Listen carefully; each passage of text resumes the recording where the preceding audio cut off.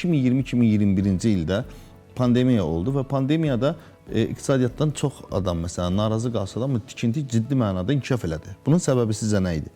Yəni bunun səbəbi, birinci səbəbi ciddi bir investorların bazarda mənzillərin alışı oldu.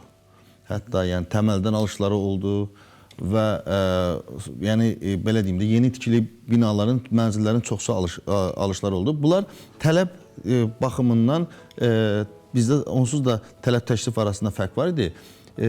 Tələblə təklifin arasındakı fərqi investorlar bağladı. O investorların 73% həkimlər imiş.